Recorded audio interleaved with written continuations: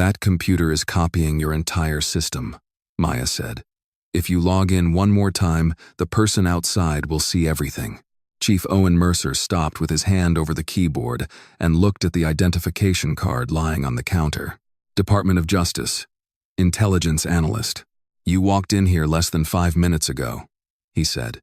You haven't examined our internal network, spoken with our technical staff, or even seen the server room. Don't rush to the conclusion that my department has been compromised. Maya Williams pointed to the reception monitor. Your communication logs are being copied to an unauthorized external address. The camera system is also transmitting duplicate data. 4 minutes ago, someone accessed the federal personnel roster. Mercer turned to the clerk behind the front desk. Did she connect any device to the system? No, Chief. She only watched the screen. Deputy Chief Everett Sloan approached from the hallway leading to the operations room.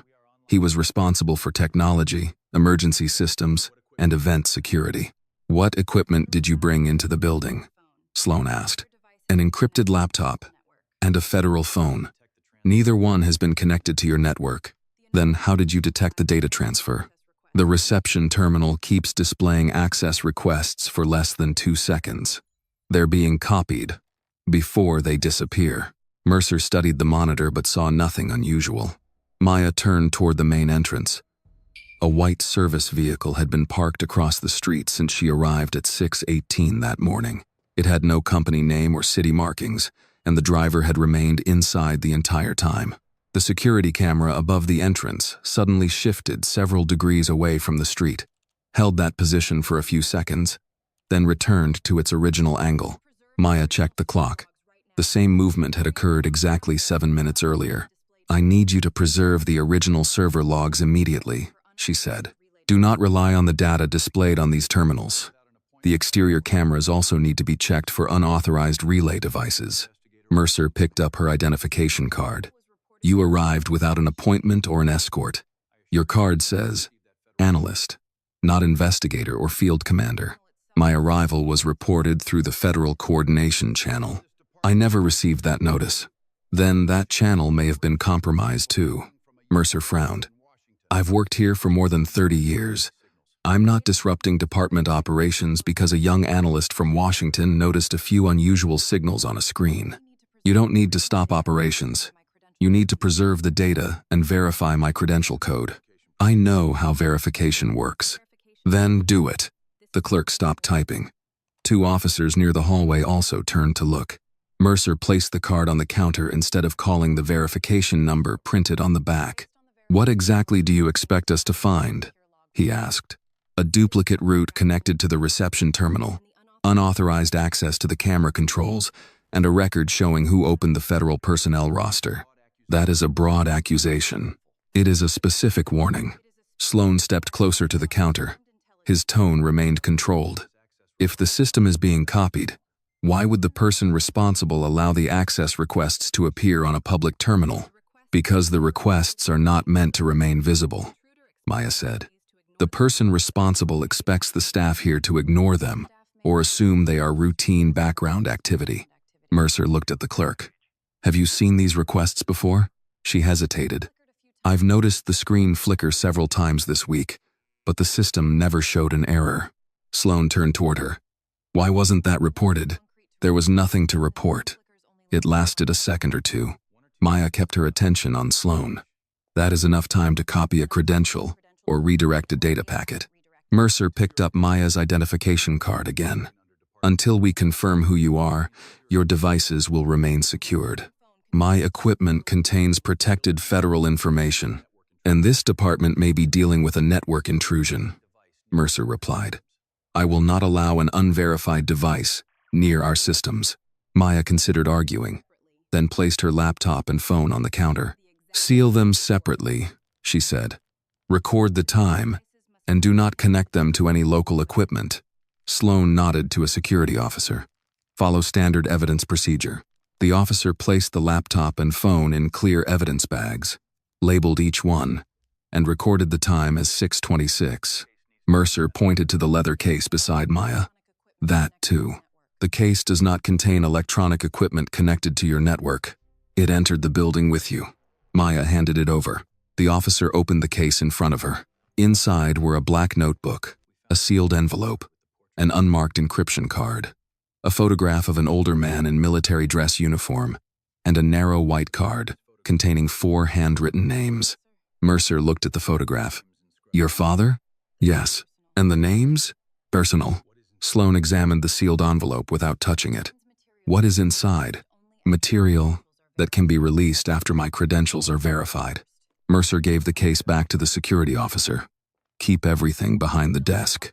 You still have not called the verification number, Maya said. I will handle verification in the order I consider appropriate. The breach is active now, and you are not in charge of this building. Mercer pointed toward a row of blue plastic chairs near the entrance.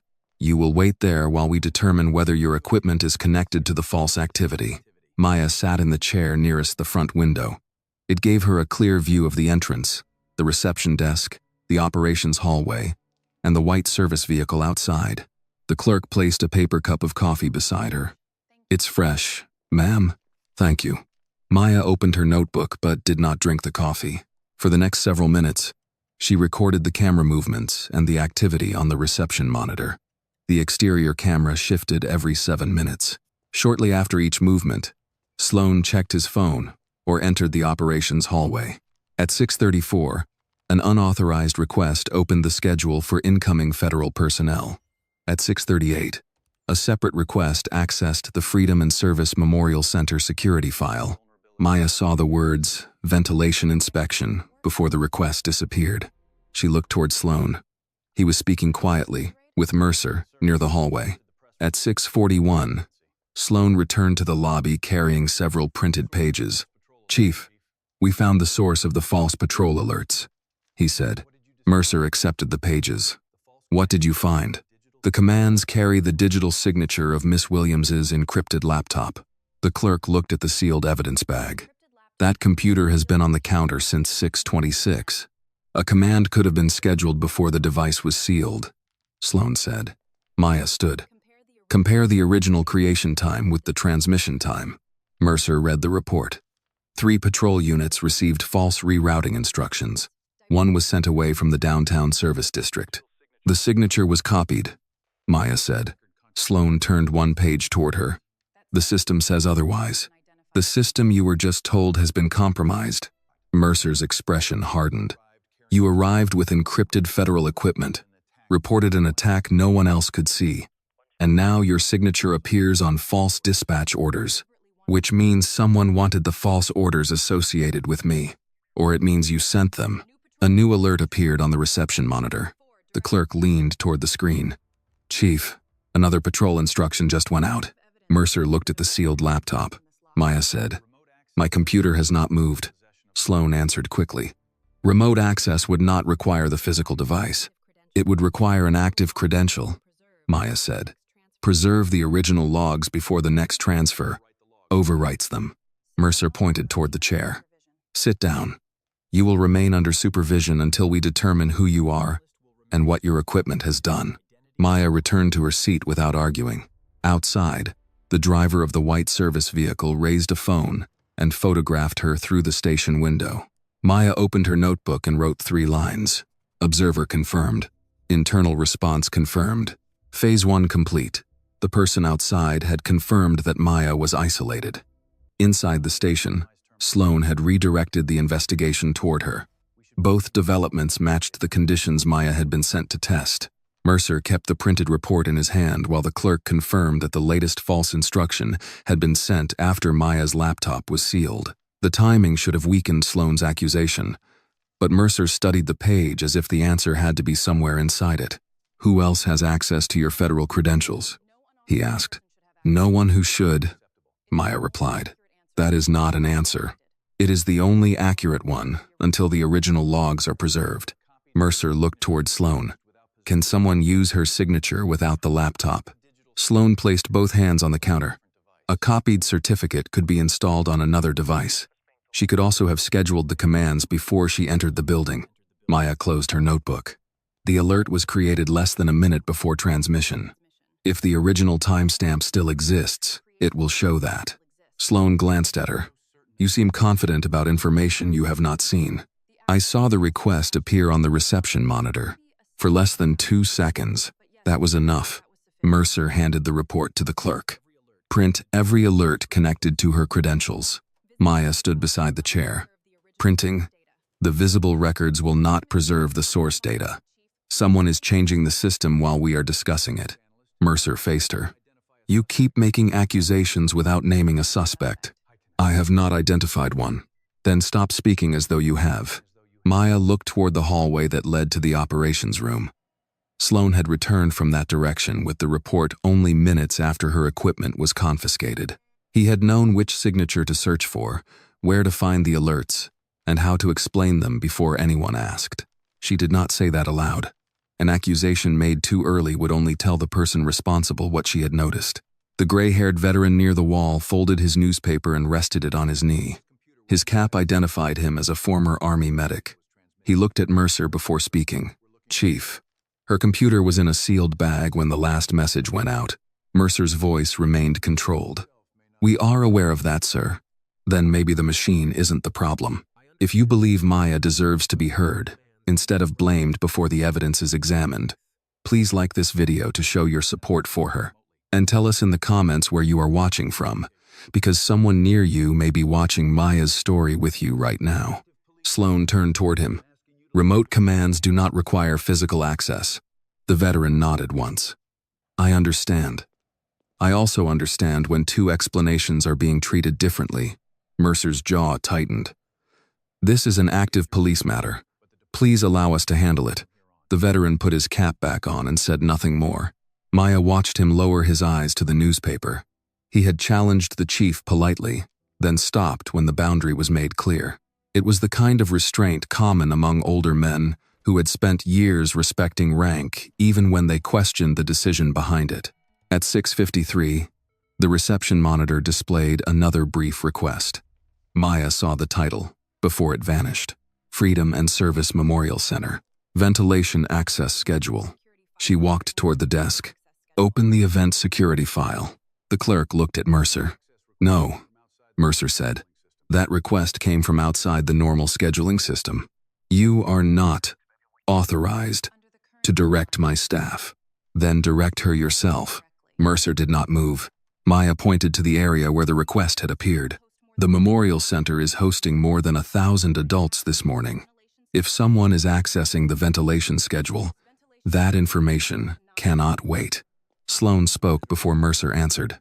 The building filed a routine maintenance notice yesterday. It was already reviewed. By whom? My office. What was the issue? A sensor calibration problem. Which sensor? Sloan paused briefly. The report did not identify a specific unit. Then it was not a complete maintenance report. Mercer stepped between them. Enough. Deputy Chief Sloan manages event security. You do not. Maya returned to her chair. She wrote down the name of the file, the time it appeared, and Sloan's answer. At 7 o'clock, an officer brought Mercer a second packet of printed logs. Sloan reviewed it first, then gave Mercer only the top pages. Maya noticed the bottom sheet remain in Sloan's hand. What is on the last page? She asked. Sloan looked at her. Technical routing information. Then it may be the most important page. It contains internal addresses you are not authorized to review. My federal credential gives me authority to review information connected to a suspected breach. Mercer shook his head. Your credential has not been confirmed because you have not called the verification number. I said I will handle that. Maya checked the wall clock. More than 40 minutes had passed since Mercer took her card. No one had called Washington. No one had preserved the original server logs. Each delay gave the intruder more time to overwrite evidence. The camera above the entrance shifted again. 7 minutes. Maya turned toward the white service vehicle. The driver was still inside, but the phone was no longer raised. A small black device now rested against the dashboard near the windshield. Sloan followed her gaze. Something outside? That vehicle has not moved since I arrived. It may belong to a contractor. It has no markings. Not every service vehicle is marked. Not every unmarked vehicle remains outside a police station while the exterior cameras change direction. Mercer looked through the window. Send someone to check the plate. Sloan touched his radio. I'll handle it. He stepped away from the counter and spoke quietly. Maya could not hear the words, but she saw him turn his body, so the radio faced away from the reception camera. A few minutes later, he returned. "The plate is registered to a local electrical company." "Which company?" Maya asked. "Birmingham Municipal Electrical Services." The clerk frowned. "I don't think that's the name of the city contractor." Sloan looked at her. "It may be a subcontractor." Maya wrote the company name in her notebook. It sounded official, but the wording was too broad. She suspected the registration had been prepared for anyone who checked quickly and stopped after receiving an answer. At 7:12, Mercer placed a fresh report on the counter. "This one shows that your credentials were used to access our patrol deployment map before you entered the station." Maya read the visible portion without touching it. "What time?" 6:11. "My taxi receipt shows I was still 3 blocks away." "That does not clear you," Sloan said. "It shows the access was remote. It shows someone had my digital signature before I entered the building." Mercer crossed his arms. "Or that you used it yourself." Maya looked at him. "You are treating every fact that supports my warning as additional evidence against me." "I am considering every possibility." "No. You are considering the possibility Sloan gave you first." The room became quiet. Sloan's expression did not change, but his right hand tightened around the final page of the report. Mercer stepped closer. "Be careful." "I am being careful. That is why I have not accused anyone." "You have implied enough." Maya lowered her voice. "Then, preserve the logs and prove me wrong." Before Mercer answered, another alert appeared on the monitor. This one redirected 2 patrol units away from the downtown service corridor near the Memorial Center. The clerk read it aloud, then looked at the sealed evidence bag. That command was just created. Sloan moved behind the desk. "Lock the terminal and disconnect the reception station from the network." Maya stood. "Do not disconnect it until the memory image is captured. You will destroy the active session." Mercer pointed toward the hallway. "That is enough. Move her to interview room 3. The gray-haired veteran rose slightly from his chair. "Chief, she may be trying to help." Mercer looked at him. "Sir, please remain seated."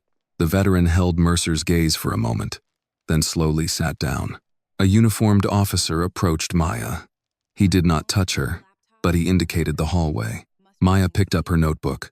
"My phone, laptop, and case remain sealed under camera coverage." "They will," Mercer said. "And the original logs? We will decide what needs to be preserved." Maya looked at Sloan. "Someone already made that decision for you." Mercer opened the hallway door. "Room 3. Maya walked past him without further argument. As she entered the corridor, she saw Sloan remove the final page from the packet and fold it into his inside pocket. The door to interview room 3 closed behind her. In the lobby, Mercer believed he had contained a possible federal intruder. Sloan had gained more time, control of the records, and a clear path toward his next target. Inside the room, Maya opened her notebook and wrote down the page Sloan had hidden: the false company name, the 7-minute camera cycle, and the ventilation file connected to the Memorial Center. The investigation had not stopped when the door closed. It had become more focused. Interview room 3 contained a metal table, 3 chairs, a wall camera, and a dark observation window. Maya sat facing the door with her notebook open. She had already recorded the times of the false alerts, the 7-minute camera cycle, Sloan's missing report page, and the ventilation file connected to the Freedom and Service Memorial Center. At 7:36, Mercer entered with Sloan and Sergeant Thomas Reed. Reed remained near the door while Sloan placed a folder on the table. Mercer took the chair across from Maya. "We are going to give you one opportunity to explain why your credentials are being used inside our system." "I already explained the most likely reason," Maya said. "Someone copied them." Sloan opened the folder. "We may have identified the person who helped do that." He turned the first page toward her. It contained the personnel photograph of Officer Adrian Cole, a 42-year-old systems technician assigned to communications infrastructure. Mercer said, "Cole has access to the camera network, emergency alerts, and building security controls." Sloan added several pages to the table. His account opened the federal personnel roster before you arrived. His code was also used to access the Memorial Center's ventilation schedule. Maya read without touching the documents. The next page showed a financial transfer into Cole's bank account. Another listed a portable storage device found in his locker. The final pages contained still images of a man resembling Cole near the white service vehicle. "Where is he now?" Maya asked. "He failed to report for his shift," Mercer said. "When was the locker searched?" 20 minutes ago. "Who authorized it?" "I did." "Who suggested searching it?" Mercer's expression tightened. "Deputy Chief Sloan." Sloan remained calm. Cole had the access, the opportunity, and an unexplained financial transfer. Waiting would have created an unnecessary risk. Maya studied the first camera image. The displayed time was 4:12 in the morning. A wall clock behind Cole also showed 4:12. She moved to the next image. Its digital timestamp read 4:19, but the wall clock still showed 4:12. The third image was marked 4:26. The clock had not changed. Maya looked more closely at a uniformed employee walking in the background. His left hand was raised near his collar in every frame. The position of his feet was also identical. "This video is not a continuous record," she said.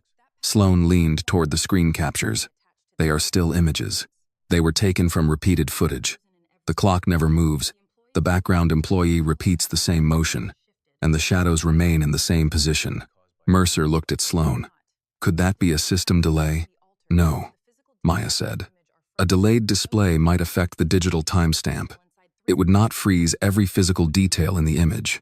Sloan closed the folder slightly. "Even if the images were duplicated, that does not clear Cole. His access code appears throughout the logs. It means someone wanted his identity attached to the evidence." Mercer shook his head. "You are defending a man you have never met. I am questioning evidence that was assembled too quickly. We have been investigating the network since before you arrived." "No, Chief. You started treating this as an intrusion after I arrived. Before that, the access requests were being ignored." Mercer leaned back. Cole had the necessary permissions. His device was found in his locker. Money entered his account, and now he is missing. Maya turned to Sloan. "What was the source of the payment?" "The transaction was routed through a private administrative company."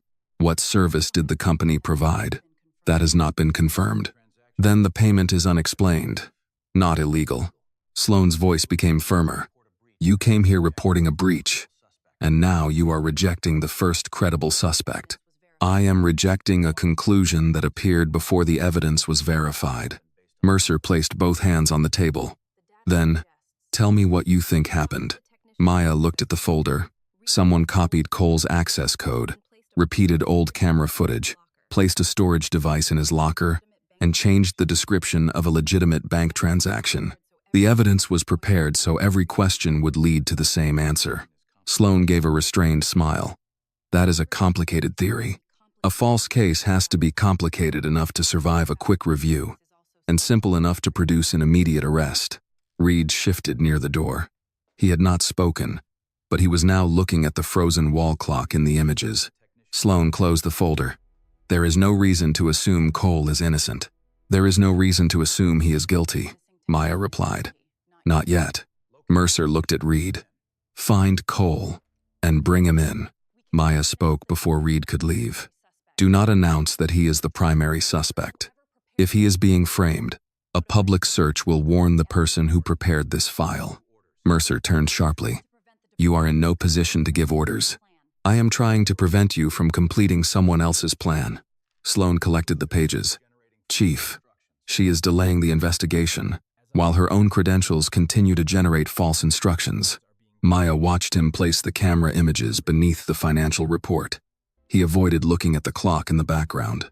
A brief vibration came from the watch on her wrist. She lowered her eyes. Phase 2 confirmed. The message remained visible for less than a second before the screen returned to the time. Mercer noticed the movement. "What was that?" "A time notification. Remove the watch." Maya placed her wrist on the table but did not unfasten it. "It has no connection to your network." "That is what you said about the laptop." Before Mercer could continue, the sound of several vehicles entered the room through the outer wall. Doors closed in quick succession outside the station. A moment later, voices and controlled footsteps filled the hallway. Sloan checked his watch. Maya looked at him. You expected them later. His expression remained neutral. I don't know who you mean. The door opened, and a uniformed officer looked at Mercer. Chief, federal personnel just entered the lobby. FBI, ATF, U.S. Marshals, and the Department of Justice Inspector General. Mercer stood. Who authorized that? A man answered from the hallway before the officer could respond. I did. Deputy U.S. Marshal Daniel Hayes entered with Evelyn Brooks and 2 federal officials behind him. Hayes was in his 50s and carried a sealed operations case under one arm. He looked at Mercer, Sloan, and Reed before turning to Maya. He stepped to the table. Commander Williams, the Attorney General's task force is ready for your orders. No one spoke. Mercer looked from Hayes to Maya, then back to the identification card Sloan had placed beside the folder. Commander? He asked. Hayes set the operations case on the table. Maya Williams is the acting commander of the Federal Interagency Task Force assigned to this operation. Sloan's attention moved toward the hallway exit. Maya stood. The title on my public credential was intentional. Mercer stared at her. You allowed us to believe you were an analyst. I am an analyst. You decided that meant I could not be anything else. Evelyn stepped beside Maya. Her arrival was a controlled integrity test. Only a limited group knew her position and schedule. Hayes opened the case. Inside was a monitoring unit connected to Maya's confiscated laptop. The computer you sealed was a recording device, he said. It documented every attempt to copy her federal signature. Mercer looked at Sloan. Who accessed it? We are still identifying the root, Maya said. That is why no one leaves and no system is reset. Hayes gestured toward the operations hallway. The command post is prepared. Not yet, Maya said. Mercer appeared surprised. You just revealed that you are in charge. A title does not repair a compromised network. Evelyn looked at her. You do not have to become an old man to lead old men. Before Maya answered, Linda Morales appeared at the door carrying a printed emergency report. Chief, the Memorial Center cameras just went offline. The ventilation system has switched to remote administration, and a maintenance vehicle entered Hall B 10 minutes ago. Maya took the report. How long until the event begins? Less than 3 hours. Attendees are already arriving. Maya looked at Hayes. Establish a unified command. No electronic distribution of assignments until the network is isolated. Hayes nodded. Understood, Commander. In the operations room, City Hall was marked as the primary target. Maya crossed it out and wrote beneath it, Freedom and Service. Memorial Center 1,200 adult civilians. She turned toward Sloan. Someone wanted me sitting in that lobby. Why would anyone care where an analyst was sitting? He asked. Because you knew I wasn't an analyst. The operations room did not accept Maya's authority as quickly as Daniel Hayes had announced it. Several local officers remained near their stations, waiting for Chief Mercer to respond. Others looked toward Hayes whenever Maya issued an instruction, as though a more experienced man needed to confirm that her words carried weight. Mercer stood beside the main table with his arms crossed, while Everett Sloan remained near the communications desk under the observation of 2 federal investigators. Maya did not ask anyone to trust her. She began assigning work. Mr. Hayes, establish a restricted perimeter around this room and the server area. No one leaves with a phone, storage device, or printed record until the Inspector General's team clears them. Hayes nodded. I'll have it done. Agent Turner, contact Birmingham Fire and Rescue Hazmat. I need an assessment team near the Memorial Center without lights or sirens. Eli Turner, an ATF specialist in hazardous materials, opened a paper notebook instead of using the compromised computers. Do we know what substance we're looking for? Not yet. Start with the ventilation irregularity and the maintenance vehicle. Maya turned toward Linda Morales. Can you isolate a clean copy of the original network logs? Linda hesitated. Not from this room. Every workstation here connects through the same administrative layer. Is there an independent backup? There is an archive server in the basement. It records system changes but does not control operations. Take an Inspector General technician with you. Disconnect the archive physically before you open anything. Linda glanced at Mercer, then back at Maya. Yes, Commander. The delay was brief. but everyone noticed it. Mercer stepped closer to the table. A title does not create 30 years of experience. Maya looked at him. No, Chief. But 30 years of experience does not turn an assumption into evidence. The room became quiet. Mercer's face tightened, but he did not answer. Maya picked up a marker and divided the whiteboard into 6 sections. This will operate as a unified command. I will coordinate intelligence and federal resources. Marshal Hayes will manage security, detention, and access control. Agent Turner will lead the hazardous material assessment. Miss Morales will protect communications and evidence. Grace Holloway will coordinate civilian movement at the Memorial Center. Chief Mercer will provide local personnel, traffic control, and building access. Mercer looked at the board. You expect me to take assignments in my own department? I expect every person here to handle the part of the operation they know best. Hayes placed a sealed packet of printed maps on the table. That includes all of us. Mercer looked at him. You have more field experience than she does. I do. And you are comfortable taking orders from her? I am comfortable taking direction from the person who identified the breach before anyone in this building admitted it existed. Maya did not react to the support. We are losing time. The memorial event begins before noon, and attendees are already arriving. An officer at the traffic desk raised his hand. Commander, should we close the streets around the center? Not yet.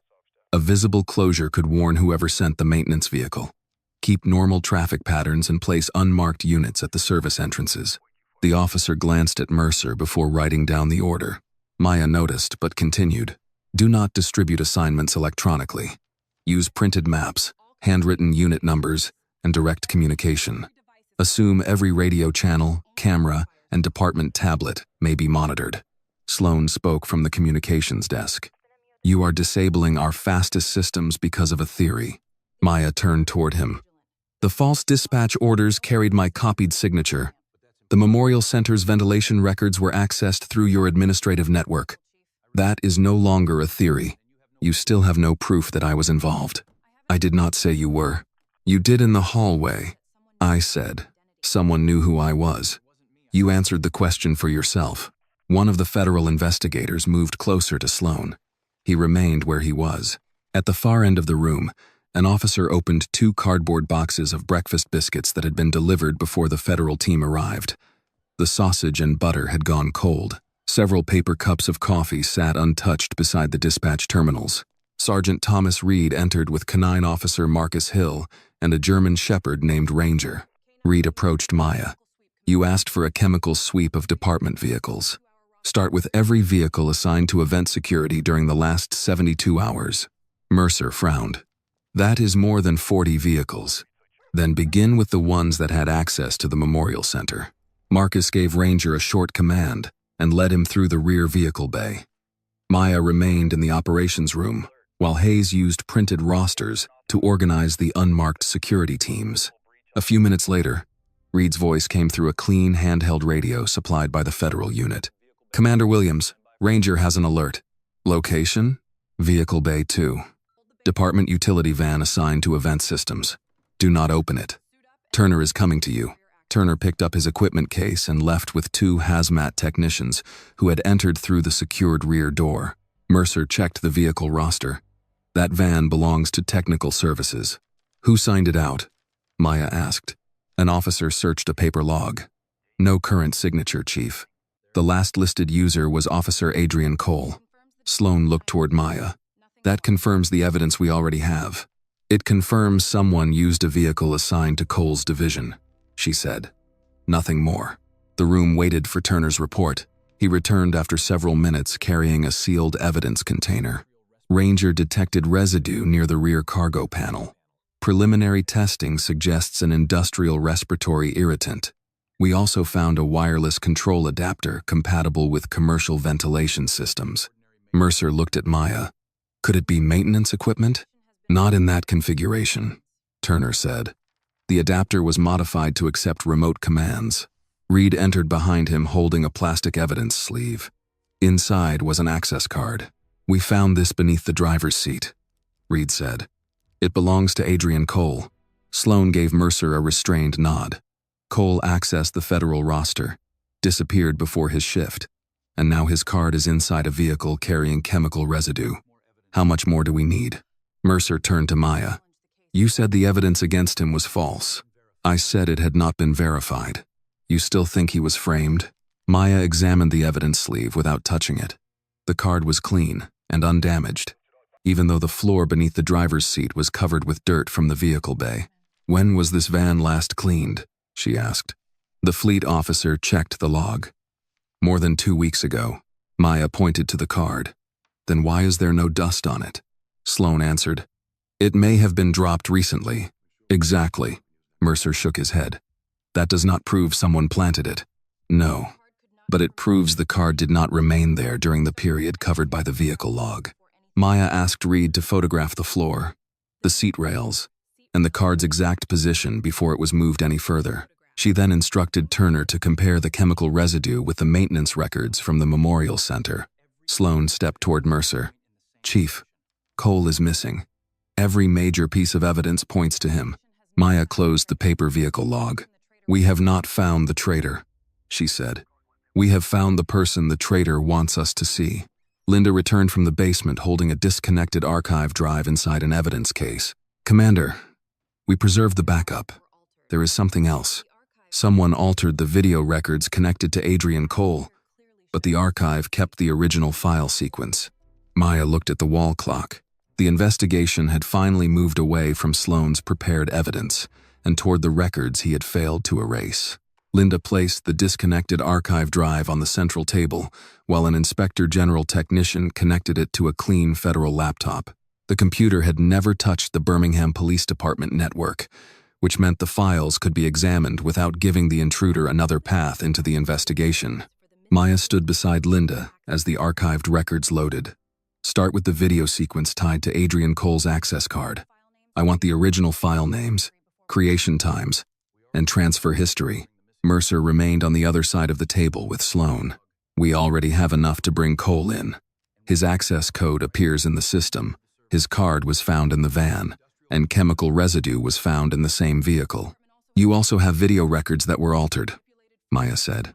That does not erase everything else. No.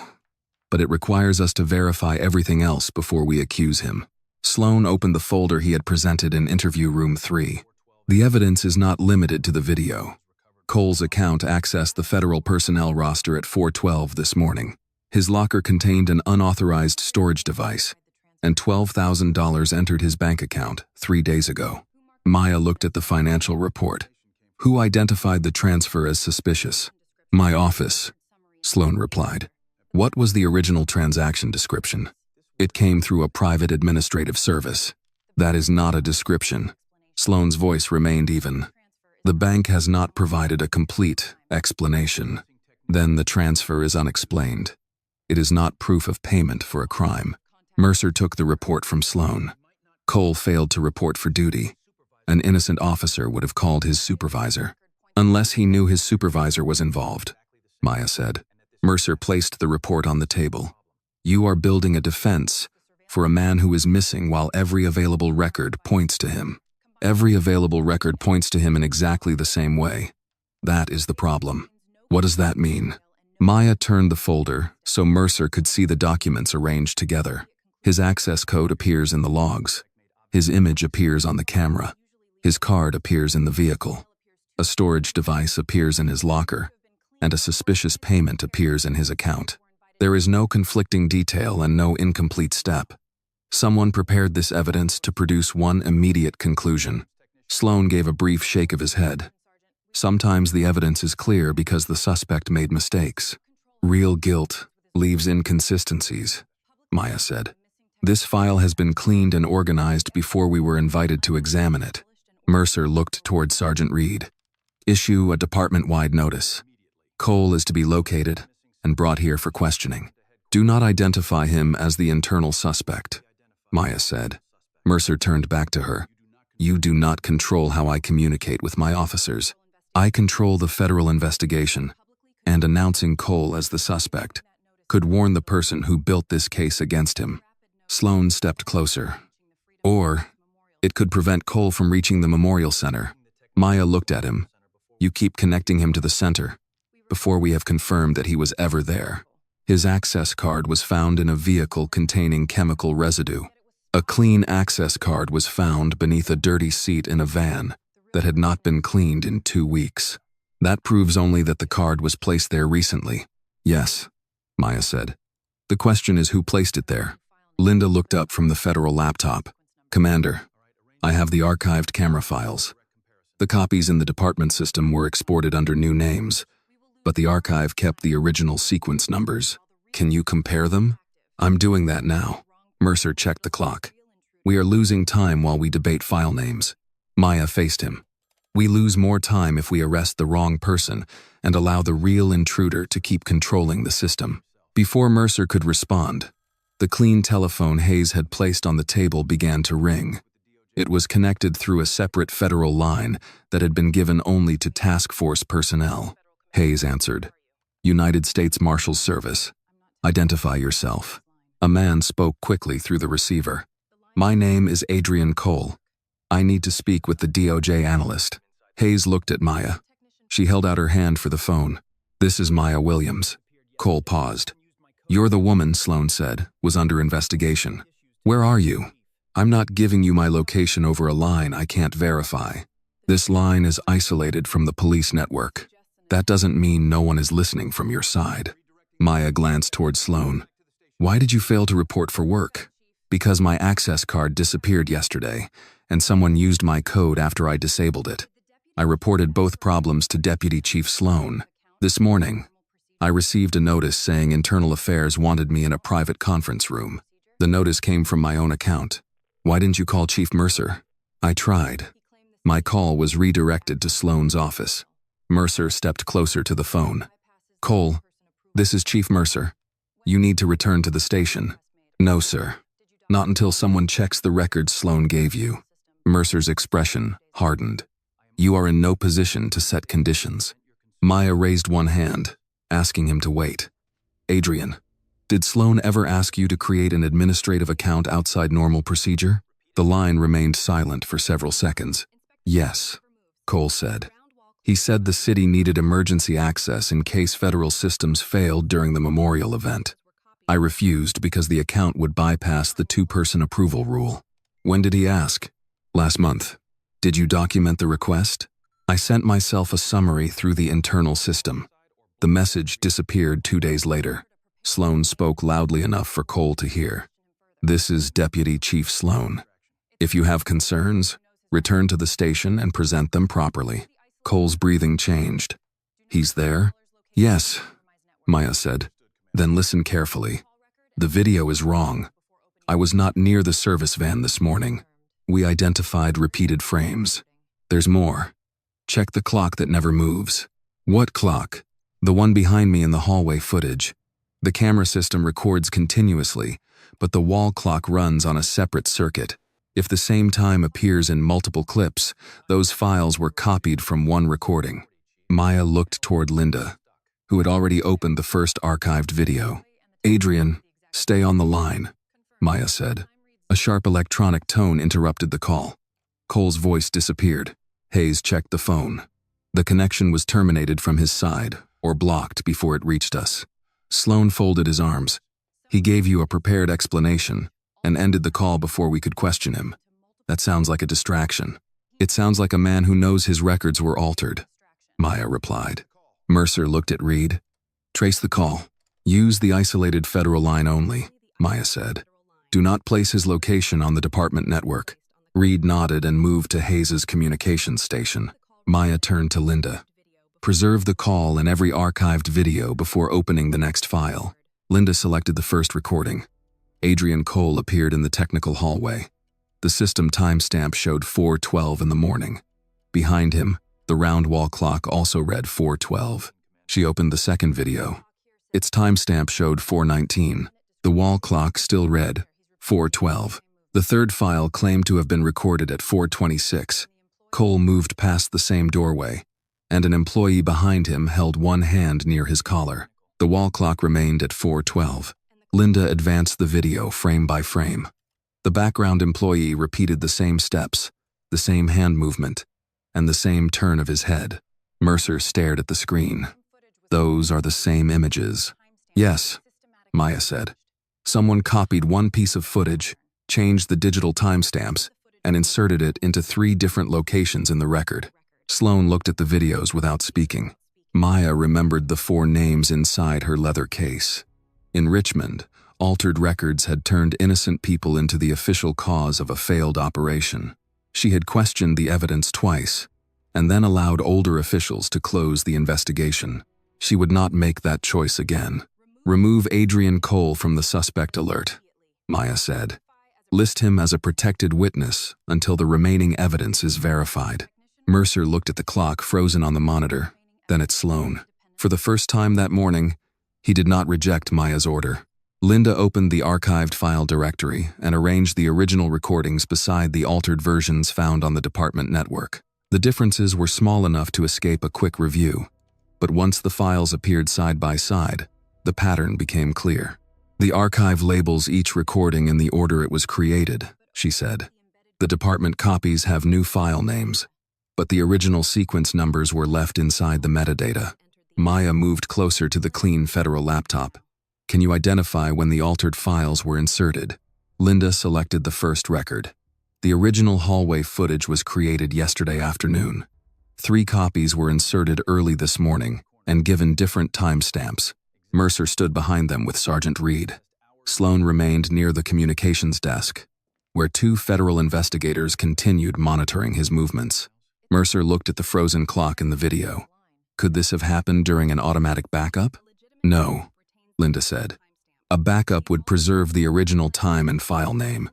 Someone copied the footage, changed the displayed time, and placed the altered versions into the active system. Maya pointed to the records associated with Adrian Cole's account. Now compare the access logs with the archived authentication server. Linda opened another directory. The active network says Cole logged in at 4:12, 4:19, and 4:26. What does the independent archive show?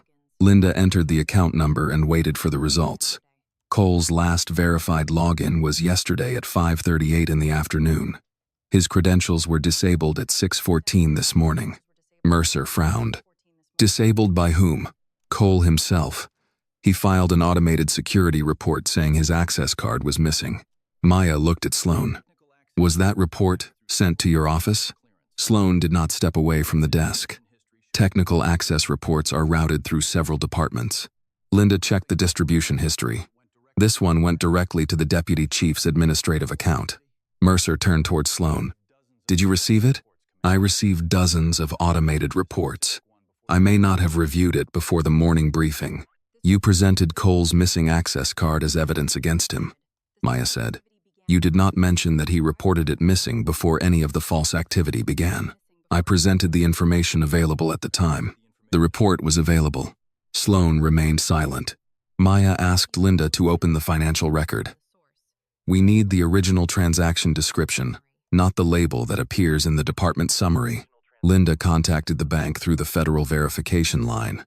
After confirming the legal request, she entered the transaction number and placed the call on speaker. A bank compliance officer reviewed the transfer. The payment was issued by Jefferson County Senior Care Reimbursement Services. It covered approved home care expenses for the account holder's dependent parent. Was the transaction description changed after it entered the account? Maya asked. The bank record was not changed.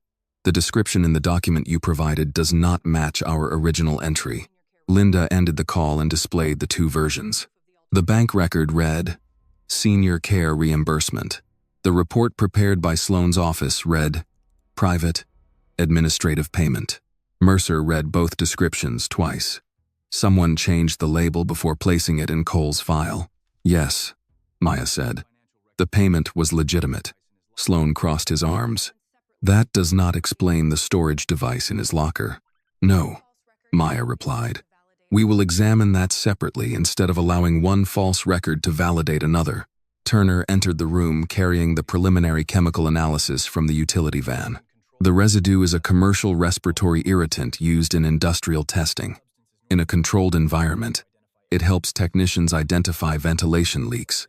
In a crowded, enclosed space, it can cause coughing, shortness of breath, and panic. Could it be distributed through the Memorial Center's ventilation system? Maya asked. With the adapter found in the van? Yes. Someone would still need access to the building controls. Linda looked toward her screen. The altered camera outages may show when that access was prepared. She displayed a list of brief interruptions that had occurred over the previous 2 days. Each outage lasted less than 10 seconds. Maya copied the intervals onto a sheet of paper. 7 minutes, 4 minutes, 9 minutes, 4 minutes, 7 minutes. She looked at the building access index provided by Grace Holloway. The center's technical areas were numbered by floor, corridor, and door. Read the sequence as locations rather than time, Maya said. Linda compared the numbers with the Memorial Center directory. Level 7 does not exist. Separate the pairs. Linda tried again. Section 7, door 4. Section 9, door 4. Turner opened the printed building plan. Both routes connect to the ventilation control room. Door 4 is the secured technical entrance. Maya checked the final repeated entry in the archive. What time was the last altered request created? 9:47, Linda said. Turner looked at the current time. That is less than half an hour away. Maya turned to Hayes. Adrian Cole is no longer to be treated as a suspect. Locate him through the isolated federal channel and place him under protective custody. Do not transmit his location through the department network. Hayes nodded. I'll use a 2-person team and paper instructions. Mercer looked at the evidence on the screen. You are clearing him before we examine the storage device. I am changing his status because the video, access logs, and financial evidence were falsified. The remaining evidence must now be treated as potentially planted. That is not the same as proving he is innocent. No, Chief. It is recognizing that we do not have reliable proof of guilt. Reed approached the table. The department notice has been withdrawn. I told the units not to detain him if they see him. Maya looked at him. Thank you. Reed lowered his voice. I should have questioned the file sooner. Then help us question the next one. A federal communications officer raised a hand from Hayes' station. We have a location signal connected to Cole's phone. South parking structure, lower level. Hayes reached for the paper map. Maya stopped him. How long has the signal been active? 40 seconds. Is it moving? No. Cole said he believed he was being tracked. He would not leave his phone transmitting in one place after warning us about the network. Hayes understood. A decoy. Send one team to observe from a distance. Do not send the main protective unit. Mercer said. What if Cole is actually there? Then the observation team confirms it before anyone approaches. Hayes issued the assignment through the isolated radio. 6 minutes later, the team reported back. The signal came from a phone placed beneath a parked delivery truck. No person was nearby. Sloan looked at the map. Cole could have abandoned it. He could, Maya said. Or someone wanted us to move our people south. Linda's screen displayed a new emergency notification. Chief, a maintenance van near City Hall just triggered a hazardous material sensor. Mercer moved toward the main board. That may be the vehicle we are looking for. Turner read the incoming report. The sensor detected the same general chemical category. Mercer reached for the radio. I'm sending the response teams downtown. Maya looked at the timing. The false location linked to Cole, and the new alert near City Hall. Do not move all of them. Mercer turned. We have a confirmed chemical signal beside a government building. We have a signal that appeared immediately after the evidence against Cole collapsed. You think the van is another decoy? I think someone wants every available unit looking at City Hall before 9:47. Turner studied the sensor data. I can send a small hazmat group to inspect it without shifting the Memorial Center teams. Maya nodded. Do that. Keep the main response focused on the ventilation controls and door 4. Mercer looked at the map, then at the clock. For the first time, he followed Maya's recommendation without challenging her authority. Across the room, Sloan checked his watch. Turner's small hazmat team reached the maintenance van near City Hall within minutes. They approached without sirens, closed the nearest sidewalk, and tested the air around the vehicle before opening it. His voice came through the isolated federal radio. Commander, the sensor reading is real, but the source is not an active release. We found a sealed industrial testing cartridge wired to a transmitter. Can it distribute the chemical? Maya asked. No. It can only produce enough vapor to trigger nearby detectors. Mercer stood beside the operations table, studying the downtown map, so it was placed there to draw a response. Yes, Turner said. The van also contains a timer, loose wiring, and several empty containers. Everything is arranged to look more dangerous than it is. Maya checked the wall clock. Leave a minimal safety team in place. Bring the remaining personnel back toward the memorial center. Understood. Mercer lowered the radio. If we had sent every unit downtown, the center would have been left with basic security. That was the purpose, Maya said. Linda was already searching traffic camera records on the disconnected archive system. Because the city network could not be trusted, she compared printed still images from several intersections, with records obtained through a separate state transportation line. I have the City Hall van at 1022, she said. White utility model, Alabama commercial plate. Trace the plate backward, Maya told her. I want every appearance since sunrise. Linda entered the number into the clean system. Several images appeared. One showed the van turning toward City Hall. Another showed what appeared to be the same vehicle entering the service district near the Freedom and Service Memorial Center. Mercer leaned closer. That may be the same route. The times overlap, Linda said. The City Hall vehicle was recorded downtown less than 4 minutes after the other one entered the Memorial Center garage. It could not have covered that distance. Maya examined the images. Compare the rear passenger panels. Linda enlarged both photographs. The City Hall van had a long scratch below the taillight. The vehicle entering the Memorial Center did not. Same plate. 2 vans, Linda said. Sloan spoke from the communications desk. Cloned plates are common in organized theft. That does not prove the second vehicle is connected to the system breach. Maya looked at him.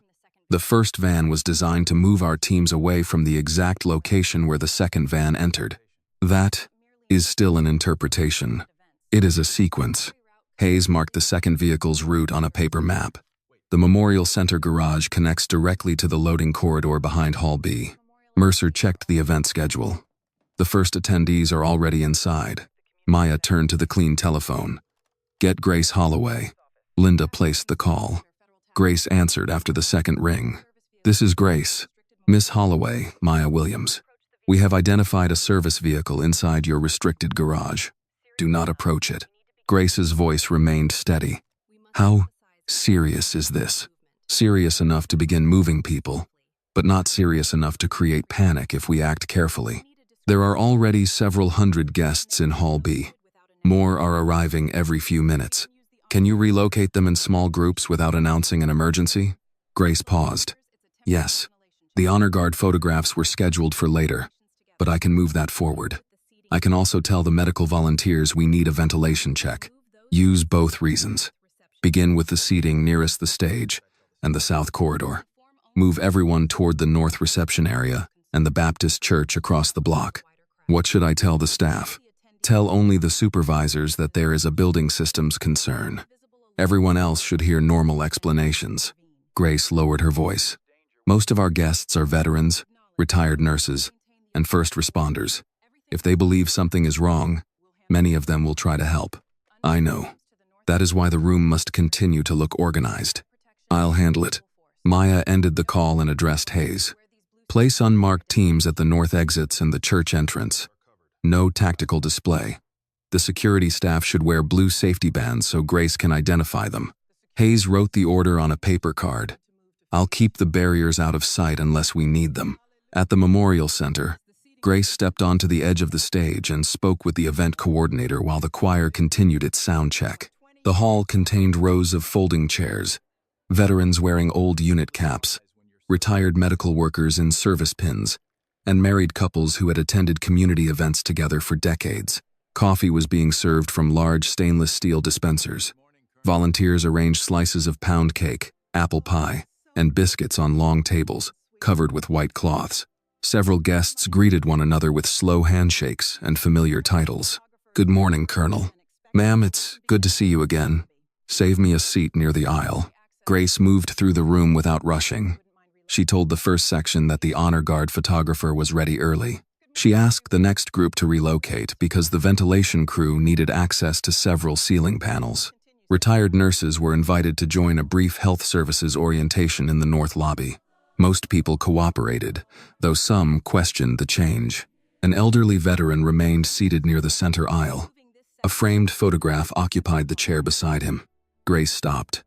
"Mr. Dalton, we're moving this section to the north reception hall. I've been sitting here since 9, he said.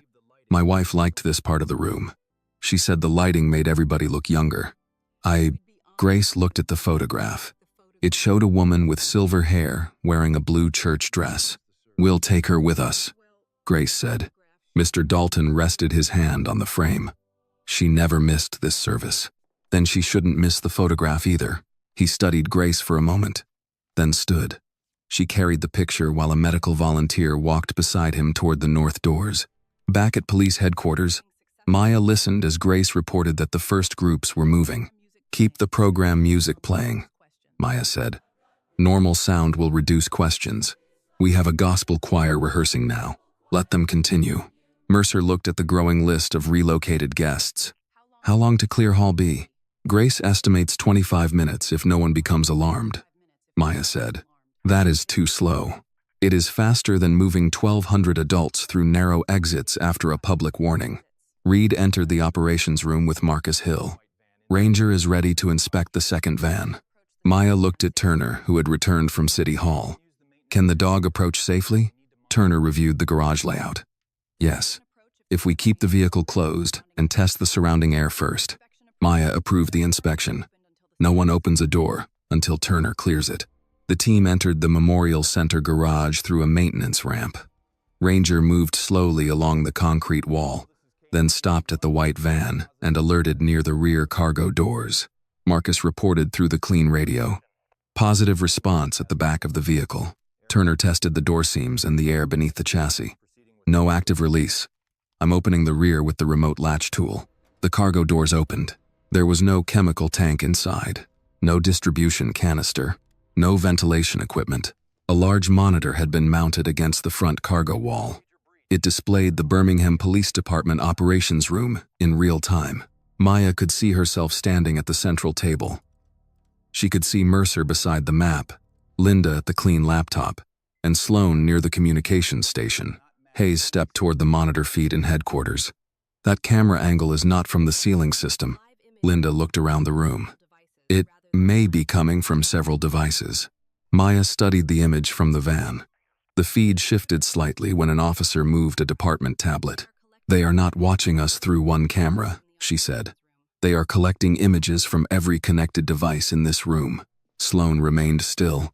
Maya looked at every tablet, body camera, workstation, and radio console around her. Their investigation had not been hidden from the intruder at any point. Every order, every deployment, and every disagreement had been visible. Maya ordered every department-issued tablet, body camera, and wireless terminal in the operations room turned face down. "No one disconnects anything yet," she said. "If the intruder is monitoring these devices, an immediate shutdown will tell him we found the feed." Linda looked around the room. "We can identify the active connections from the archive server, but it will take time. Start with the devices currently transmitting video. Do not use the department network to report what you find." Hayes distributed blank index cards and printed maps from the federal operations case. Officers who had relied on tablets now wrote unit assignments by hand. The main radio channel remained open, but only routine traffic was allowed. Mercer watched the change with visible frustration. "You are moving an emergency operation onto paper. I am removing the intruder's access to our decisions," Maya said. "Until we know which systems are safe, speed is less useful than control." Sloan stood beside the communications desk. "You are assuming the feed in the van is connected to every device in this room. It could be a single, hidden camera." Linda checked the active connection list on the clean laptop. "It is not a single camera. I have outgoing packets from 3 body cameras, 2 department tablets, and the dispatch display." Mercer looked at Sloan. "How can that happen?" "The devices share the same mobile management system," Sloan said. "If an administrative account was compromised, someone could activate the cameras remotely." Maya turned to him. Who has administrative access? Technical services, emergency operations, and my office. Adrian Cole's account?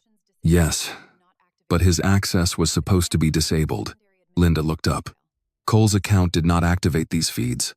The commands came from a secondary administrator profile. What name? Maya asked. It does not have one. The profile is listed as emergency continuity access.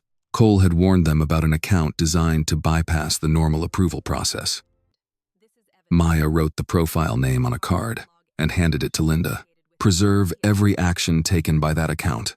Turner returned from the vehicle garage and placed several photographs on the table. The monitor in the van is receiving more than video.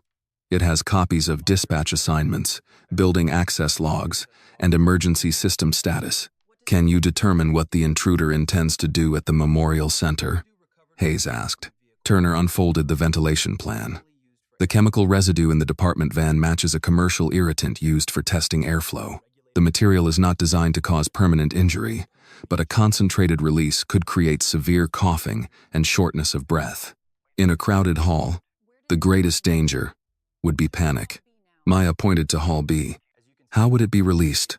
A modified testing canister could be connected to the secondary ventilation intake. The system would distribute the vapor across several sections within minutes. Mercer studied the map. The building has emergency alarms and marked exits. Those systems are also connected to the administrative network, Linda said. Turner nodded. If the attacker controls the alarms, he can report the wrong location of the release. If he controls the doors, he can direct people toward an exit that will not open. Hayes placed a card on the table. So, the attack has 3 parts. Release the irritant, send a false emergency announcement, and lock selected exits. The chemical starts the fear, Maya said. The instructions determine where the crowd moves. Grace called through the isolated line. We have moved almost 300 guests from the sections nearest the stage. The north reception area is getting crowded, but the church has opened its fellowship hall. Continue in small groups, Maya said. Do not use the building's digital signs. Have volunteers give directions in person. What should I do if the alarm activates? Tell your staff not to follow any recorded instruction until they hear directly from you or a person wearing a blue safety band. Grace paused. Understood. Maya ended the call and looked at the people around the table. From now on, every operational instruction is written on paper and delivered by hand. Each team receives only the information needed for its assignment. No full plan appears on any electronic system, Mercer said. That will slow coordination. It will also prevent Sloane's intruder from seeing the whole response. Sloane looked at her. You continue to direct attention toward my office without presenting evidence that I created the account. I said the account came through your office's level of access. That is not the same thing. No, it is not. That is why you are still standing here.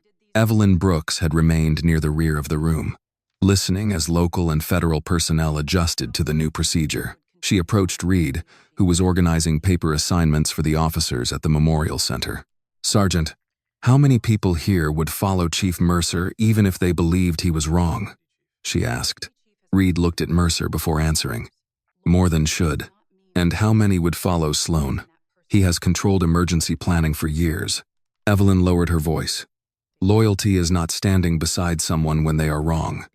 Sometimes loyalty is being the first person who refuses to follow. Reed folded the assignment card and placed it in his shirt pocket. I understand. Maya heard the exchange but did not interrupt. Reed would have to decide what loyalty required before the operation ended. Linda handed Maya a short list of devices connected to the unauthorized profile. The feed is still active. Whoever is watching can see the main board and hear any conversation near the dispatch microphones. Maya studied the room. Sloane was watching her closely, but so were several officers. A direct accusation would force the real intruder to act before the evacuation had progressed far enough. She wrote a false deployment plan on a large card and held it where the compromised dispatch camera could see it.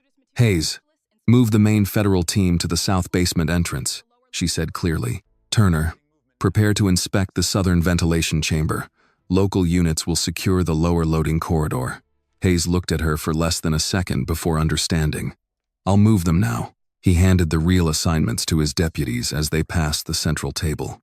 The actual plan directed the security team to the northern control room and assigned Turner to the ventilation access above Hall B. Mercer stepped near Maya. "Why the south basement?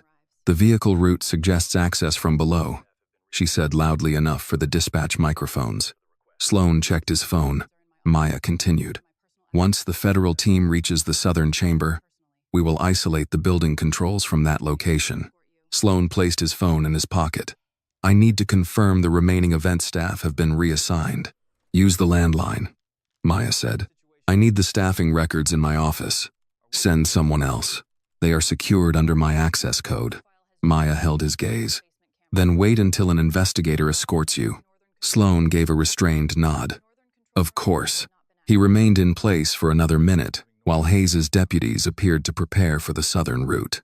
Then, a local officer entered with a routine traffic question. Sloan used the interruption to step into the hallway. Linda watched the unauthorized account on the clean laptop. The emergency profile just accessed the south basement cameras. Maya looked at Sloan's empty position. Did it access the northern control room? No. Hayes returned to the table. "My real team is moving north. No electronic devices."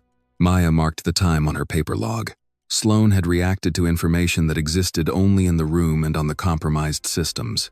The false plan had drawn him away from his position, but it was not yet enough for an arrest. Maya looked toward the hallway. "We know he is watching," she said. "Now we find out what he is trying to protect." Hayes's team entered the northern control area through a service corridor that did not appear on the compromised digital map. They carried printed floor plans and communicated through the isolated federal channel. At 10:55, Hayes contacted Maya. "We found a locked technical room behind the ventilation control office. Someone is inside." "Any sign of forced entry?" Maya asked. "No. The door was secured from the inside. Identify yourself before opening it. Do not force the door unless there is an immediate threat." Hayes knocked and called through the metal door. "Adrian Cole, this is Deputy United States Marshal Daniel Hayes. Maya Williams sent us. We are using an isolated communication system."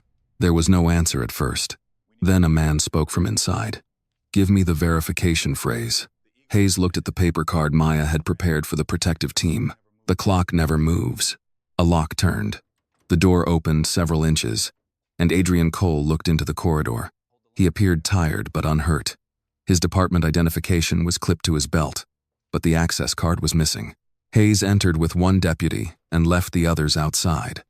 The room contained old network equipment, maintenance manuals, and an independent telephone connection. Cole had disconnected the computer terminal from the wall. "Why did you lock yourself in here?"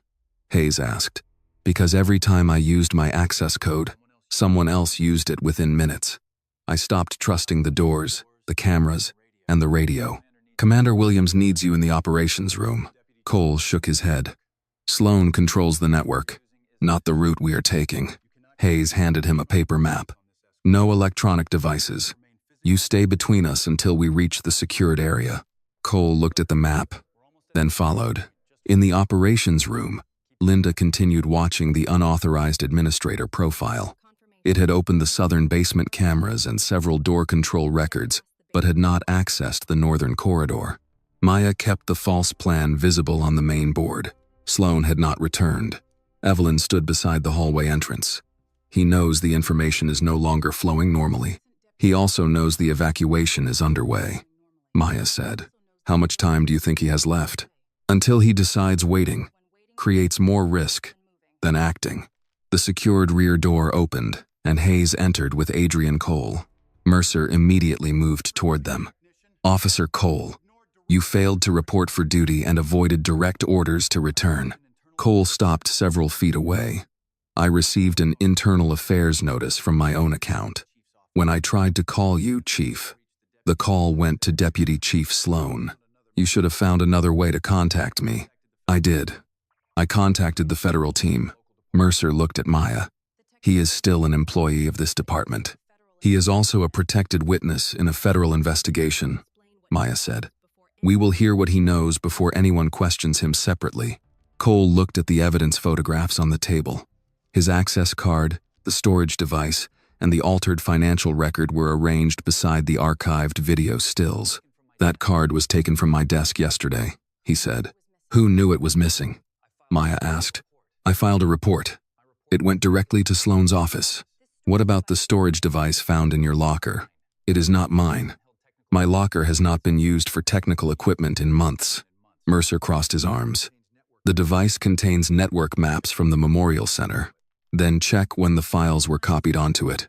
Linda connected the device to the clean forensic laptop. "The files were created this morning at 7:16. Cole looked at Mercer. "I was already away from the station." Maya asked, "Why did you leave?" Cole took a slow breath. "A month ago, Sloane asked me to create an emergency administrator account that would bypass the two-person approval rule. He said the city needed direct access if federal systems failed during the memorial event." "Did you create it?" Mercer asked. "No. I told him the account would allow one person to control cameras, alarms, ventilation, and electronic doors without a second authorization." Sloane had later claimed that the unnamed emergency profile was a normal continuity account. Maya asked, "What happened after you refused?" "My personnel records were opened several times. Someone copied information about my mother's care expenses. Then my access card disappeared." "The financial transfer was reimbursement for your mother?" Mercer asked. "She is 74 and needs assistance at home. The county reimbursed part of the cost." Mercer looked toward the corrected bank record on Linda's screen. He did not respond. Cole removed a folded sheet of paper from inside his jacket. "I copied this before I disconnected from the system." The page contained a long series of letters, numbers, and access commands. Linda examined it. "This is an administrator activity record. It came from the emergency profile," Cole said. "Sloane thought the system deleted the secondary audit after each command, but the ventilation controller keeps its own diagnostic history." Maya read the command structure. Several entries used the same reversal pattern she had seen 3 years earlier during the Richmond operation. The final 2 characters in each access code had been switched. Door locations had been reassigned, without changing the labels visible to the officers using them. In Richmond, the same method had redirected 4 agents into the wrong secured section. Maya looked at Cole. "Where did you learn to recognize this pattern?" "I reviewed the Richmond technical report when Sloane asked me to build the administrator account. His name appeared in the distribution history, but not in the final public report." The room became quiet. Mercer looked at Maya. "What happened in Richmond?" 4 agents were blamed for entering the wrong secured area," she said. "The door control records were altered before the operation. The investigators concluded that the team ignored instructions." Cole pointed to the paper. "They did not ignore anything. The labels were changed." Maya felt an immediate need to find Sloane herself. She wanted to confront him with the code, the false evidence, and the 4 names she had carried for 3 years. She reached for the paper map showing the hallway to Sloane's office. Evelyn placed a hand on the edge of the map. "You are not here to win an argument with your past." He used the same system. Then use what you learned from it. Do not leave the operation to settle something personally. Maya looked at the people around the table. Turner was monitoring the ventilation controls. Linda was protecting the network evidence. Cole understood the administrator code. Grace was moving civilians. Reed controlled the local assignments, and Hayes had the personnel needed to contain Sloane. Maya set the map down. "Hayes, locate Sloane and restrict every exit he can access. Do not approach him until we know whether he is carrying the active control device." Hayes nodded. "Turner, prepare to isolate the ventilation system manually. Linda, remove the emergency profile from every server except the diagnostic archive. Cole, stay with her and identify each command structure." Grace continues the evacuation. "Sergeant Reed, no local unit follows an electronic instruction unless you verify it in person." Reed answered. "Understood." Mercer looked at the evidence, then at Cole. "Everett Sloane has served beside me for 20 years. Maya faced him. "That tells you how long you trusted him. It does not tell you he was worthy of it." A warning appeared on Linda's clean monitor. The emergency profile just requested full administrative control. The main lights went out before anyone could respond. Emergency power activated several seconds later. The elevators stopped. The digital exit maps changed. and red lock indicators appeared across the Memorial Center floor plan. Turner checked the ventilation status. The secondary system is active. A recorded voice sounded through the Memorial Center speakers. Chemical emergency. Proceed to the south exit. Linda looked at the door control screen. The south exit is locked. White vapor began entering Hall B through the secondary vents. Maya checked the time. They had 8 minutes before the distribution system reached full output. Grace Holloway heard the recorded warning repeat through Hall B as the emergency lights came on. Chemical emergency. Proceed to the south exit. Several guests immediately turned toward the illuminated signs above the southern corridor. The movement began slowly, but more people joined when they saw others changing direction. Chairs shifted across the floor, volunteers raised their voices, and the first line of attendees reached the locked doors. Grace lifted her radio, but the building channel produced only static. Do not use the south exit, she called to the nearest volunteers. Keep everyone in place until we confirm the route. A retired paramedic standing beside the aisle looked toward the white vapor entering through the upper vents. That is not smoke. No, Grace said. We have another route. Help me keep them calm.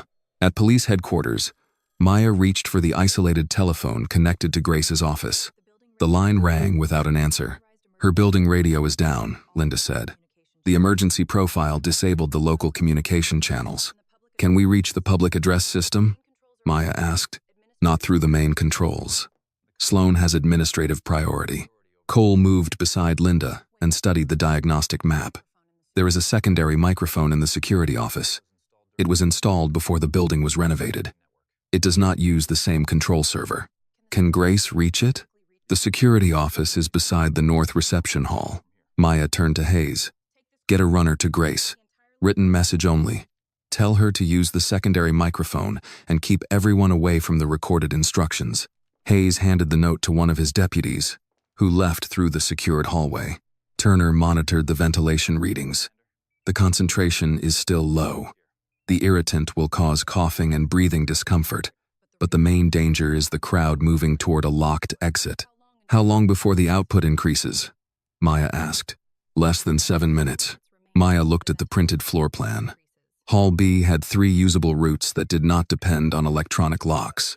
The first passed through the north reception area. The second crossed the kitchen and loading corridor.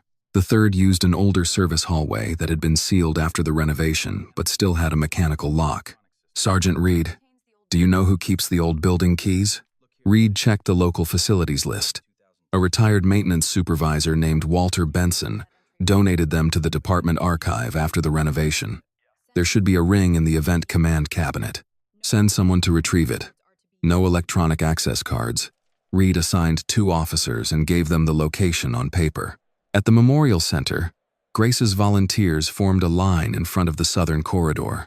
They wore blue safety bands that had been distributed earlier. The bands now gave the guests a clear group of people to follow. A man near the locked doors raised his voice. The announcement says, "This is the exit."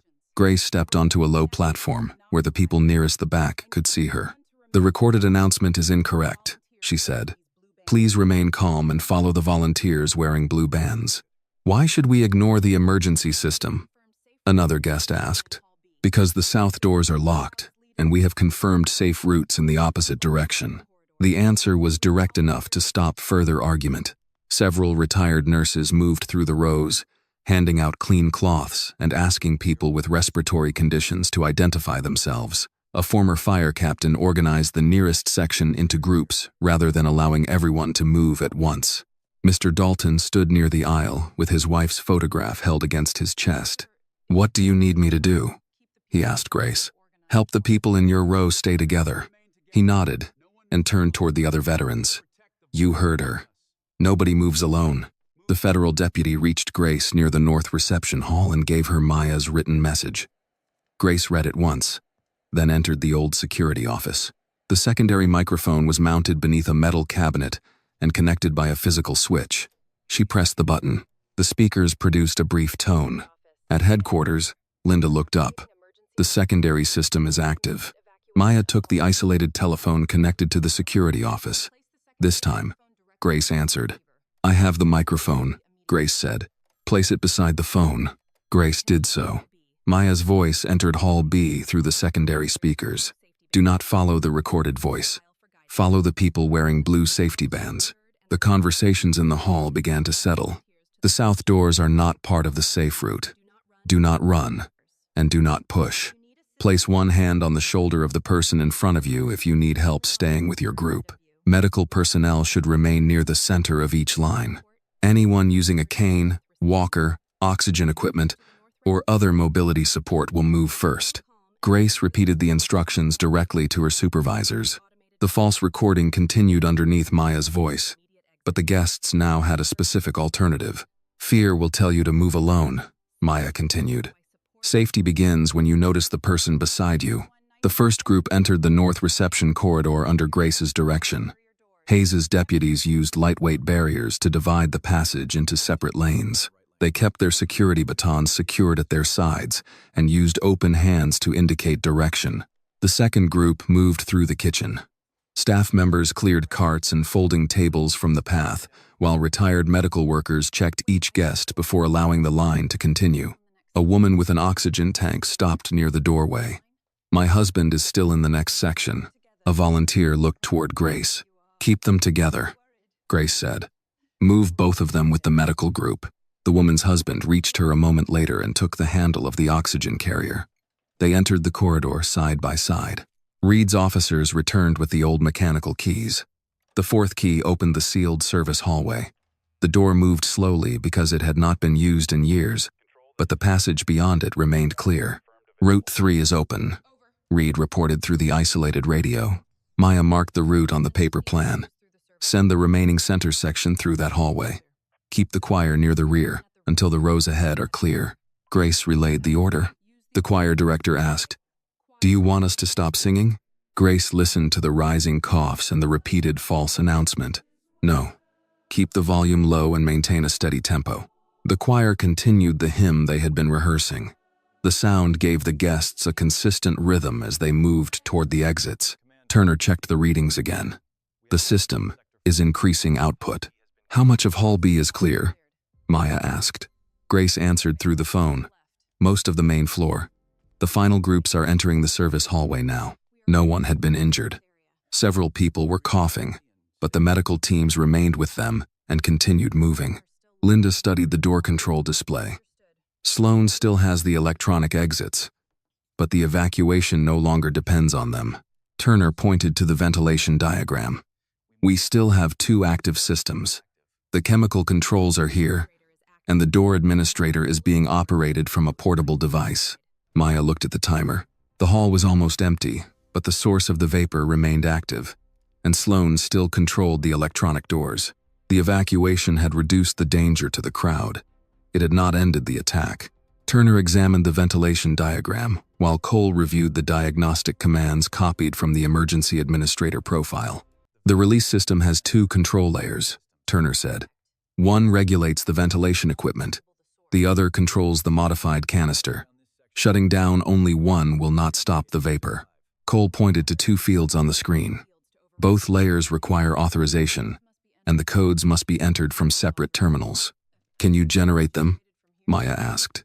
I can recover the first code from the building controller. The second one is being changed by the portable administrator device every 30 seconds. Linda checked the unauthorized profile. The portable device is moving through the western service corridor. Hayes marked the route on a paper plan. That corridor leads to the parking garage and the emergency utility room. Sloan is trying to stay close enough to maintain the signal, Maya said. Mercer looked toward the secured hallway. I know the utility room. There is only one public entrance, and a maintenance passage behind the old records area, Reed said. Everett inspected it last month. Maya turned to him. How would he know that passage was still open? Reed lowered his eyes. I gave him the renovation records. Mercer stared at him. Why? He said he was updating the memorial security plan. He also asked when Commander Williams was expected to arrive. I believed it was part of the federal coordination schedule. You gave him her arrival time? Mercer asked. Yes, Chief. Reed removed his badge from his shirt and placed it on the table. I followed rank instead of asking why he needed the information. Maya pushed the badge back toward him. You can answer for that later. Right now, I need someone who knows the passage. Reed picked up the badge. I'll take Hayes there. Do not approach Sloan directly, Maya said. Contain both exits and keep him talking. We need the portable device active until we recover the second code. Hayes selected 4 deputies and 2 local officers. They carried mobile barriers and soft restraints but left their electronic equipment behind. Reed guided them through the old records corridor using a mechanical key. At the Memorial Center, the final group entered the service hallway. Grace remained behind with Turner's hazmat technicians and several medical volunteers. The main floor is clear, she reported. We still have staff in the north lobby and kitchen. Move them outside, Maya said. No one returns to Hall B until Turner confirms the air is safe. Turner studied the concentration readings. The output will reach its highest level in less than 4 minutes. Cole worked at the clean terminal. I have the first authorization code. He wrote it on a card and handed it to Linda. Maya examined the second field. The symbols changed again before she could finish reading them. Why does the portable code keep reversing? She asked. Cole compared the current pattern with the diagnostic history. Sloan built it from the Richmond door control sequence. Every time the timer resets, the system switches the final pair and reassigns the command position. Maya remembered the altered routes that had sent 4 agents into the wrong secured area.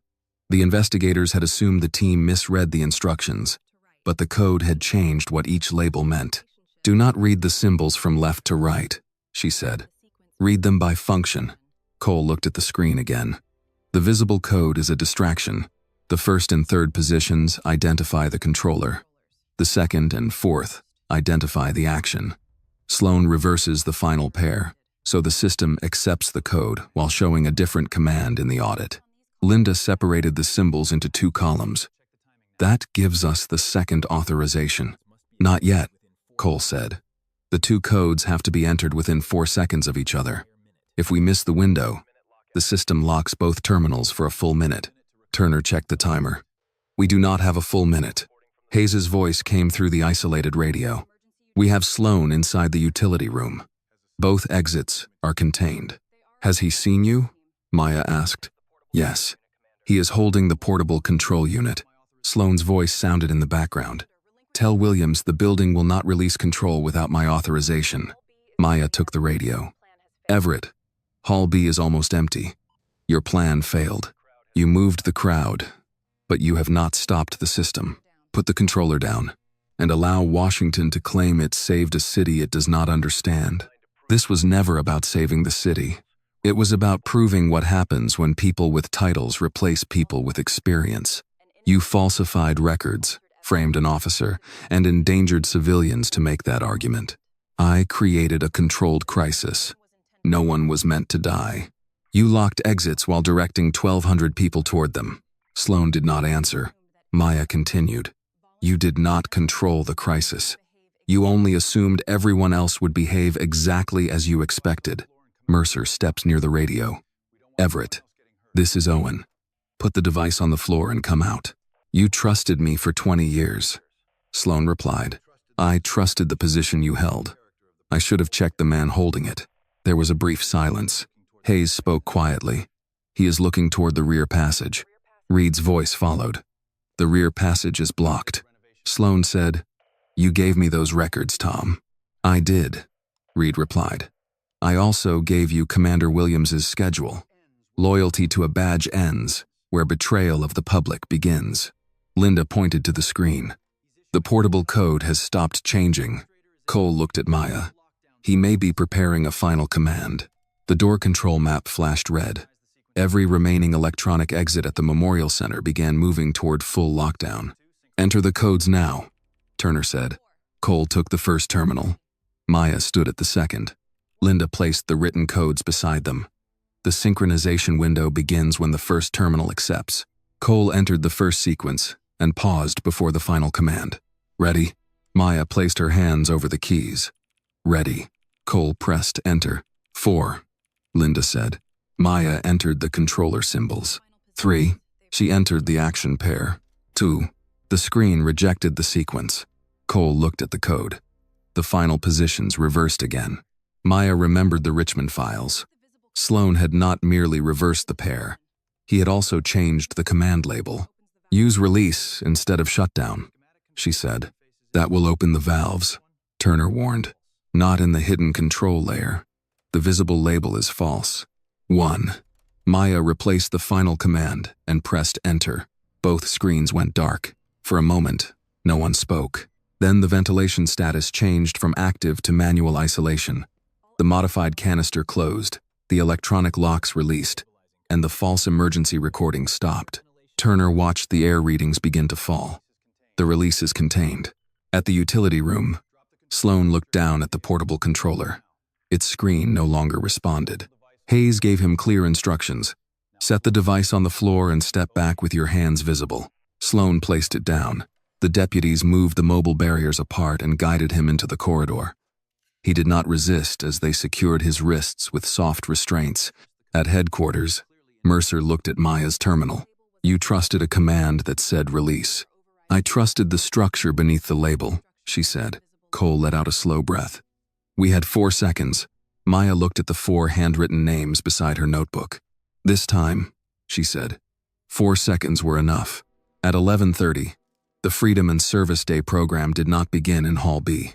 The building remained closed while hazmat technicians cleared the ventilation system and federal investigators secured the control equipment.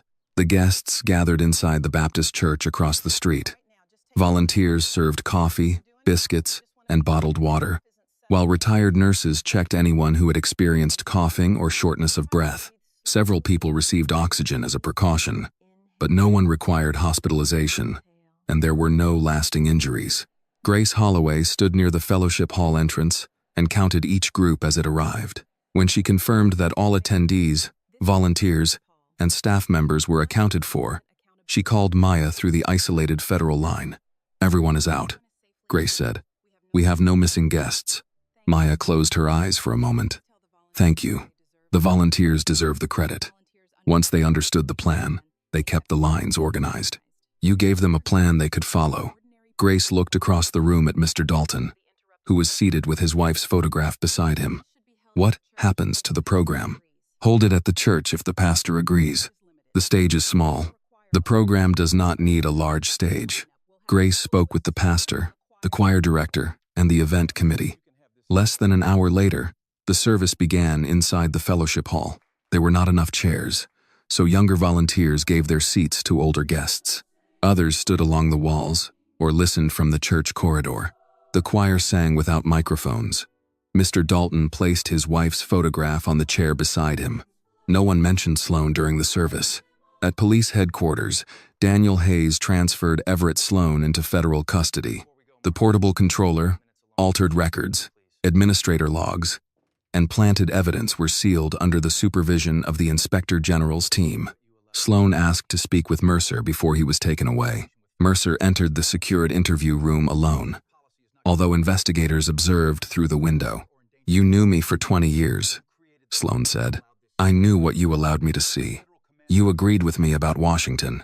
You agreed that younger people were being placed above experienced officers. I disagreed with a policy. I did not agree to frame Adrian Cole or endanger 1,200 civilians. You created the environment that allowed me to act, Sloan replied. You dismissed Williams before you verified who she was. You rejected every warning because of her age, her position, and where she came from. Mercer did not deny it. Sloan continued. I only used what was already there. Mercer looked through the window toward the operations room, where Maya was reviewing the evidence with Linda and Cole.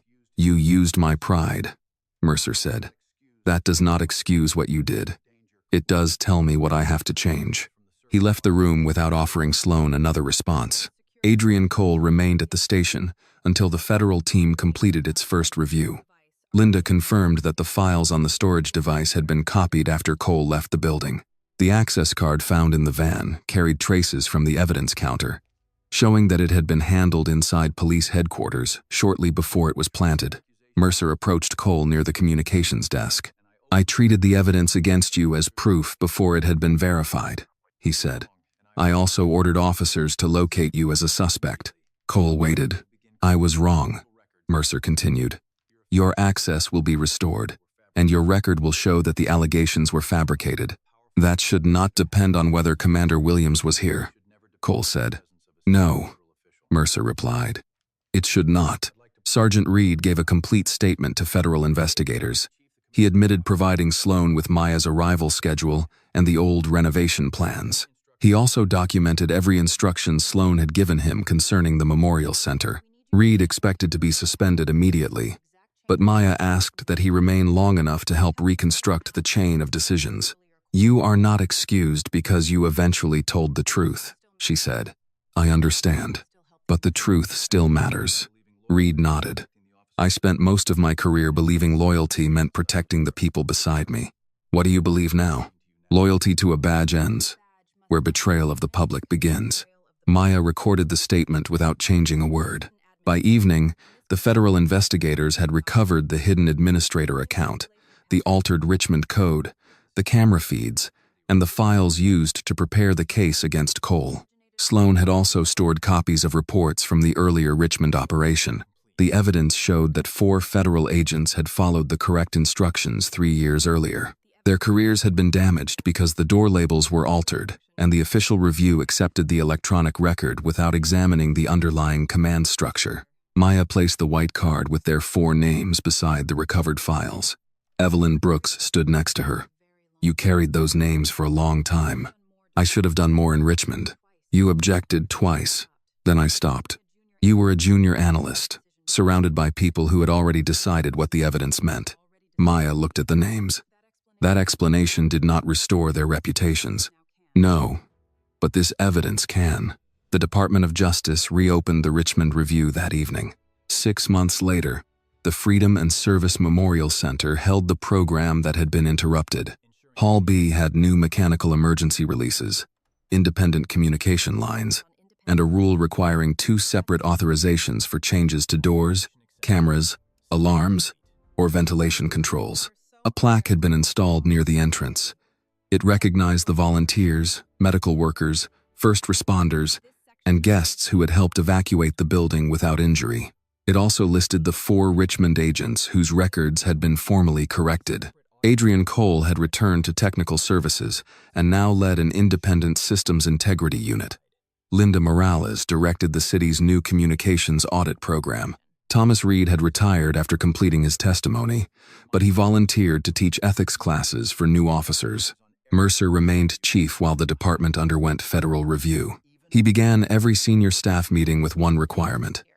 The lowest-ranking person in the room would be asked to identify what everyone else might have missed.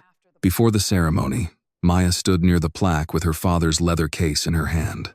Mercer approached her. I owe you an apology that should have been made 6 months ago. You apologized to Cole. I also owe one to you. I saw a young analyst from Washington and decided you had not earned the right to warn me. You did not need to trust me immediately. You needed to verify the warning. I know that now. Evelyn joined them as the guests began entering Hall B. Justice is not fair simply because it arrives, she said. It becomes fair only when it reaches the person everyone chose not to hear. Mercer looked toward the entrance. A young woman stood at the security desk, holding a federal identification card. The officer behind the counter appeared uncertain and began asking why she had arrived without an escort. Mercer walked over before the conversation could continue. Verify her credentials, he told the officer. Then listen to what she came here to say. The officer picked up the phone. Maya watched the young woman open a folder and begin explaining her assignment. The next person who walked into the station would not have to wait 3 hours before someone decided her warning mattered. The lesson from this story is simple. Experience deserves respect, but no title, rank, or reputation should silence a truthful warning. Justice begins when we are willing to listen, verify the facts, and protect the person everyone else has chosen to ignore. Thank you for staying with us until the very end of this story. Your time and support mean more than you know. We would also love to hear your thoughts about the way this story was told. Was the pacing clear? Did the emotions feel real? Which moment stayed with you the most? Your feedback helps us improve every future episode. And if you have a meaningful, inspiring, or unforgettable story of your own, please share it with our channel. Your story may become the next one that gives someone hope, courage, or the strength to stand up for what is right. This video is a work of fiction created with the assistance of artificial intelligence. All characters, events, and situations are not real and do not represent any actual people or true stories. The content is intended for storytelling and emotional illustration only.